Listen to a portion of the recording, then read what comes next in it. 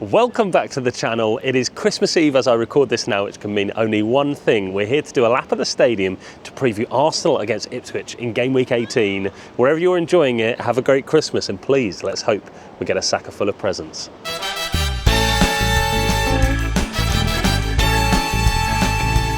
All right then, let's do this one. Welcome back to the channel. It has been a hot moment since I recorded a video, so apologies for that. However, it's the big one. The final home game of the calendar year is Arsenal against Ipswich heading into game week 18, where Arsenal find themselves only 6 points off the top of the league. But it has not all been plain sailing. The two draws in mid-December mean that Arsenal lost ground in an area that traditionally you'd expect us to get points. The game against Fulham, the game against Everton. And we're now in a situation where these games against Ipswich, although they're bread and butter, have a lot of stress attached to them. The biggest and freshest news is Bukayo Saka has a hamstring injury which will keep him out for a number of weeks. Now in reality, having spoken to a doctor friend of mine, I think the minimum we are looking is a 6-week injury which would take him out of the game until the end of February.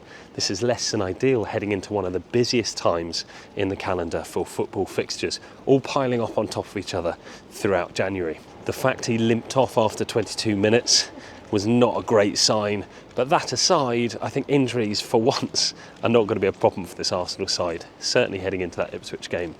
Yes indeed, this Arsenal team have managed to find the net again, and I think, shock horror, we've gone from set pieces FC to open play FC. 5 goals came in our last game and all of them made it look really easy on how we can put the ball in the back of the net. Welcome back, Gabriel Jesus, just in time for Christmas.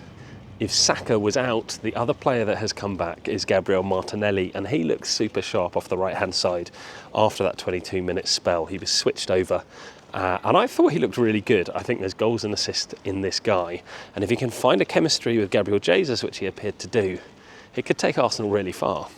So how far do Arsenal need to go? We're on 33 points from 17 games. And like I said, we're 6 points behind Liverpool, but that could easily turn into 9. But it puts us on one of our weakest points returns for years. In fact, come the end of the season, I think we're on target for 78 or 79 points, which in truth is probably not going to win us the league title that we've been waiting for a long time here in N5. The key will be whether we can get the 3 points like this game against Ipswich, at a time when other clubs maybe have easy fixtures too, but might drop them due to fatigue. What our fixtures at the moment look like: Ipswich at home, followed by Brentford away, then Brighton away, and then there's an awful lot of cup competition. But I think Arsenal could get away with it here. If we get an easy 3 points on the 27th, I'd be ecstatic. Now, 1 point of difference, as I record this on Christmas Eve, I'm very lucky to live by the Emirate Stadium. What I always look forward to as a season ticket holder is the ability to have a home fixture on Boxing Day, preferably an early Boxing Day fixture, even better. But Amazon Prime have decided yet again that we'll be playing at 8:15 on the 27th. I think last year the equivalent fixture was Arsenal losing at home to West Ham, and it really was a way to kind of dampen the Christmas mood to have such a late fixture where you don't get to see as many people. And then if the result doesn't go your way, there's no real kind of coming back from it.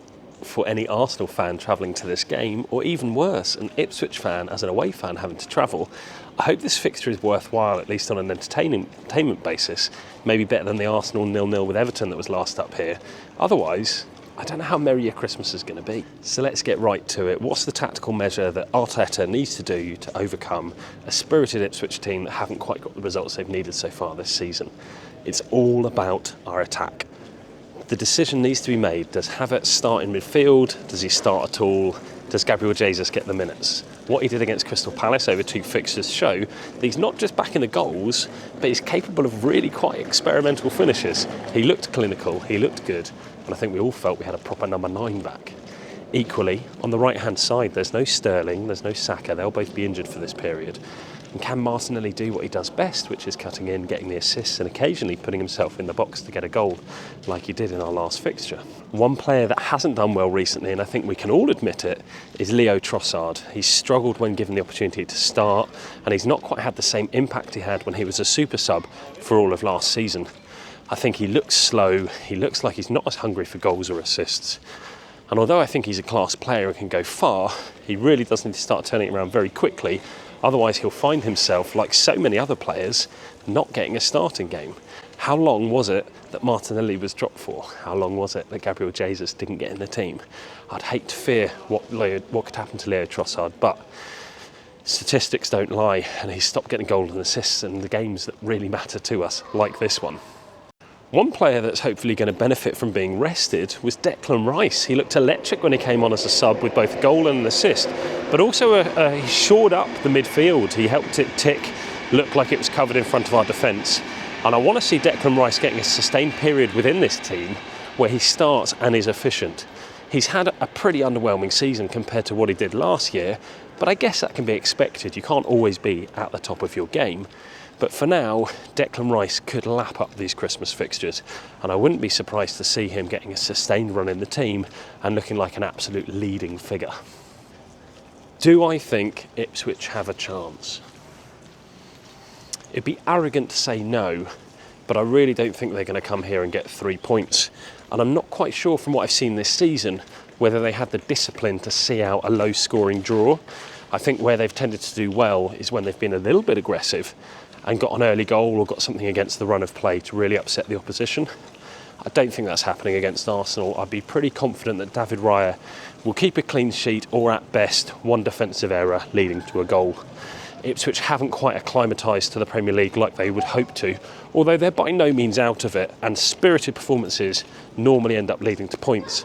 But I think this will be one game too many for them under the lights of the Emirate Stadium post-Christmas. I just think it's going to go a little bit south for that Ipswich defence. So on to score predictions. Well, if I think Ipswich's defence are going to struggle against Arsenal, it's a case of how many goals do they score. And for me, I think Arsenal are going to run riot again.